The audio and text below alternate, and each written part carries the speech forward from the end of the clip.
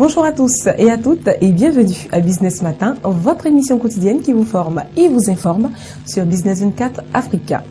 Aujourd'hui, dans Business Matin, nous allons parler coaching scolaire, mais un coaching complètement et totalement différent. Alors, qu'est-ce qu'il faut faire? On ne bouge pas et puis on suit. À tout de suite.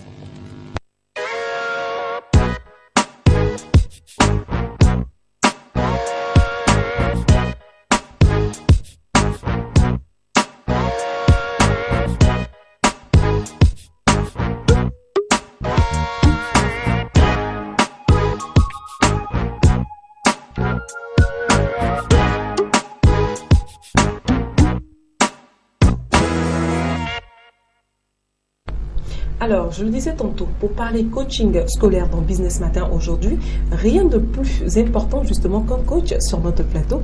Raison donc pour laquelle je suis en compagnie aujourd'hui dans ce spécial Business Matin de Madame Mberi Annick. Bonjour Madame. Bonjour Madame. Alors, merci de votre confiance et bienvenue sur le plateau de Business Matin. C'est un réel plaisir pour nous d'être sur ce plateau. D'accord. Alors, vous êtes aujourd'hui sur notre plateau pour nous parler justement du coaching scolaire. Mais avant de parler du coaching scolaire, on va déjà parler de votre structure qui s'appelle donc Educart Plus. Alors, qu'est-ce que c'est? Educart Plus, c'est une structure qui exerce dans le domaine de l'éducation et spécifiquement dans le domaine de l'encadrement scolaire. D'accord. Voilà. Alors, Educart Plus, ça signifie quoi exactement? Alors, comme le dit son nom, éduquer avec de l'art, tout en recherchant des moyens plus intéressants pour emmener l'enfant à vouloir apprendre, mieux apprendre et être à l'aise dans l'apprentissage. Ah, c'est chic ça. Alors, ça fait combien d'années justement que vous existez? Depuis 2 ans, mais nous avons 7 ans d'expérience professionnelle dans le domaine de l'encadrement scolaire et du coaching scolaire. Alors, justement, Educart Plus se positionne justement sur le marché des structures d'encadrement. Quelle est donc votre spécificité? Alors, notre spécificité, c'est que nous n'encourageons pas de facto à conseiller un répétiteur, comme on l'appelle de commémorateur, sinon un professeur de maison, un enfant. Ce que nous faisons, nous entrons en contact avec d'abord l'enfant pour comprendre un peu quelles sont ses difficultés. Et en collaboration avec le psychologue scolaire et le professeur de matières spécifiques, pour voir comment est-ce qu'on peut essayer de comprendre la difficulté de l'enfant. Soit si c'est une difficulté pédagogique ou bien c'est une difficulté psychologique. En ce moment-là, on va donner des solutions à l'enfant. Mais sincèrement, je suis étonnée, je suis même émerveillée, j'ai envie de dire. Mais alors, quels sont donc vos objectifs avec Educart Plus? Notre objectif, c'est d'emmener l'enfant à retrouver son autonomie. Voyez-vous qu'un enfant qui est autonome, il donne beaucoup d'aisance à ses parents. Ça veut dire quoi? Il n'a plus d'être stressé pour aller à l'école, on ne le réveille même pas. D'entrer à l'école, il sait qu'il doit réviser, il sait qu'il doit dormir à telle heure. Alors, les résultats scolaires sont sûrs et tout le monde est content. Super. Oui. Alors donc, quels sont donc les moyens que vous mettez justement en place pour pouvoir atteindre vos objectifs? Alors nous avons plusieurs moyens. Par exemple, les techniques de détection des lacunes. Parce que voyez-vous que les examens, par exemple, c'est le cumul de plusieurs matières et de plusieurs chapitres qui permettent de donner un sujet d'examen. Alors très souvent, les enfants de la 6e, par exemple, on va prendre le cas du cycle secondaire, le premier cycle de la 6e jusqu'à la 3e, il y a des différentes matières qui sont données. Alors, qu'est-ce que l'enfant va faire? S'il a des lacunes dans ces différentes matières, jusqu'à arriver en classe de 3e, c'est sûr qu'il va buter à l'examen. Donc, nous, ce qu'on va faire, on va traiter au cas par cas les lacunes de l'enfant, que ce soit peut-être en histoire géo, ou bien en français, ou en anglais, pour voir est-ce que l'enfant a le B.A.-ba sur ces différentes matières. Ensuite, nous conseillons à l'enfant, par exemple, une méthode de travail.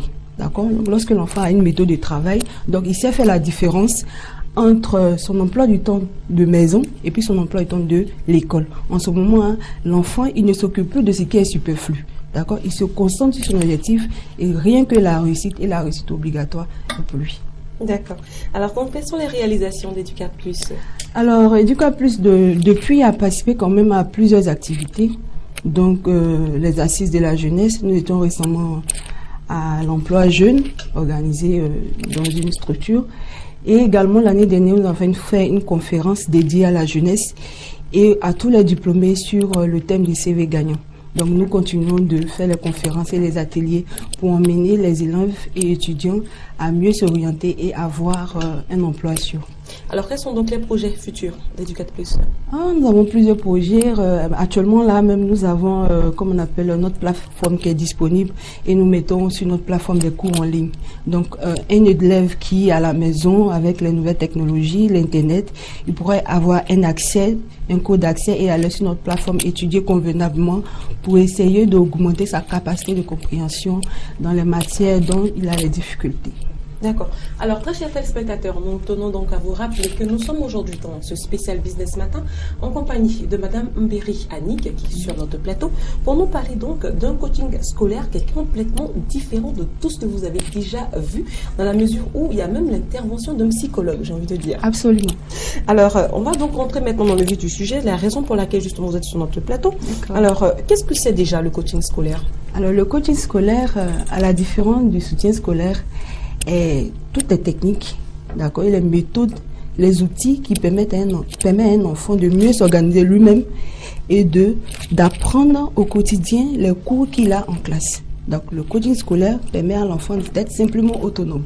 D'accord. Et alors quel est donc le rôle du coach scolaire? Alors le rôle du coach, c'est d'emmener l'enfant à planifier son travail scolaire, à comprendre que les résultats scolaires dépendent de lui. Et que la possibilité qu'il a d'avoir des parents qui mettent à sa disposition des moyens et un cadre convivial d'études est pour son bien-être, d'accord? Pour sa descendance également et son autonomie. Donc le coach, lui, de par son expérience, va emmener l'enfant à comprendre ce qu'est la vie. Dire à l'enfant que la vie ne sont pas d'un film, sont dans la réalité. Bien vrai que le parent a telle position, cependant, réussir émanera de lui-même. Le parent ne pourrait faire que l'accompagner, mettre les dispositions en place pour qu'il soit plus à l'aise, ce qui peut-être qu'il n'a pas reçu pour lui-même en tant que parent. Alors, lorsque le parent arrive à avoir une certaine position, il souhaiterait mettre quand même l'enfant à l'aise pour que l'enfant puisse mieux apprendre. Donc, alors aujourd'hui, au niveau d'Educat Plus, est-ce que le coach de vie, le coach scolaire que vous accordez justement aux enfants, j'ai envie de dire, oui. Est-ce que ce coach-là agit au cas par cas ou a une méthodologie pour tous les enfants? Non, les cas sont différents. Comme je disais tantôt, l'enfant peut avoir un problème pédagogique, d'accord? Et si c'est un problème pédagogique, alors on va faire entrer le professeur qu'on appelle encadreur de maison. Alors, ce que nous on fait ça de manière ponctuelle. Le professeur, l'encadreur, il vient après le test de détection des lacunes. On va faire un rapport au professeur pour lui dire l'enfant est dessus de telle matière à telle matière. Alors, toi, tu viens corriger ces lacunes et tu laisses l'enfant dans son autonomie. Parce qu'il faut arriver quand même à voir les enfants quand même qui sont autonomes dans les études. Parce que ça fait 15 ans, 20 ans en arrière, nous n'avons pas eu l'occasion d'avoir un répétiteur tout le temps. Tu es obligé d'aller à l'école, revenir, te débrouiller pour apprendre. Mais aujourd'hui, avec tout ce qui est droit humain, droit de l'homme et vraiment tout ce qui tourne autour, les parents quand même veulent emmener les enfants à aller plus vite. Donc, ils mettent à la place des encadreurs à tout moment. Mais souvent, ça peut créer des dysfonctionnements d'apprentissage. Il y a certains enfants qui n'aiment pas forcément les répétiteurs, mais ils sont obligés d'avoir des répétiteurs à leur côté parce que les parents ont décidé pour eux. Alors, c'est pas toujours la solution. C'est vraiment pas la solution. Ouais. Alors, vous formez aussi des candidats libres. Absolument. Quelle est donc la méthodologie que vous adoptez justement pour ce genre de personnes? D'accord, il faut rappeler qu'un candidat libre, c'est celui qui a déjà fait au moins une fois, d'accord, un examen à grand tirage. On va prendre par exemple le cas du BPC Bac et du BTS comme nous le connaissons. Et celui-là, pour des cas de force majeure, décide de faire l'examen en candidature libre. Alors, ce qu'il faut dire que c'est quoi? C'est que quoi? Les sujets qui sont donnés à l'examen sont les mêmes sujets. Autant pour les candidats libres que pour les candidats officiels. Donc, il n'y a pas de distinction à ce fil. Cependant, nous remarquons que nos candidats libres ne se prennent pas vraiment assez tôt. D'accord? Parce qu'au fait, ils sont retirés du monde de l'environnement scolaire. Donc, ils n'ont plus les outils d'évaluation tels que les devoirs, les interrogations, les examens blancs qui permettent à un enfant de s'auto-évaluer et de connaître un peu ses notes prévisionnelles. Alors, nous disons que les candidats libres doivent aussi se prendre assez tôt pour pouvoir bénéficier d'un encadrement sérieux et réussir forcément à l'examen. Alors, comment est-ce que vous aidez justement ces candidats-là à mieux se préparer? Alors, comme l'indique le nom Educat Plus, rechercher des moyens. Alors, nous avons opté quand même pour des moyens technologiques. Donc, nous avons une plateforme de e-learning où les cours sont mis à disposition avec des professeurs pertinents qui sont dessus. Et le candidat pourra avoir accès, parce que le candidat libre, il n'a pas le temps, il a beaucoup d'autres choses à faire. Donc à la maison, chez lui, à n'importe quelle heure, il peut pouvoir planifier son emploi du temps pour pouvoir réviser. Donc les cours sont mis en ligne. Mais au-delà des cours qui sont mis en ligne, il y a une assistante des professeurs. Donc le candidat peut simplement envoyer un email à un professeur pour lui dire qu'il n'a pas compris le module qui a été mis en ligne. D'accord? Et après cela, il peut envoyer son Skype au professeur et par interface, le professeur peut lui expliquer ce qu'il n'a pas compris. Au-delà de ça, nous faisons encore des ateliers pour permettre aux candidats d'être plus proches, d'accord, des professeurs et de pouvoir apprendre au fur et à mesure les méthodes pour leur réussite. Alors justement, en parlant d'atelier, vous avez un atelier qui va se dérouler très bientôt, c'est-à-dire le 12 mars. Absolument. Est-ce que vous pouvez nous en dire un peu plus?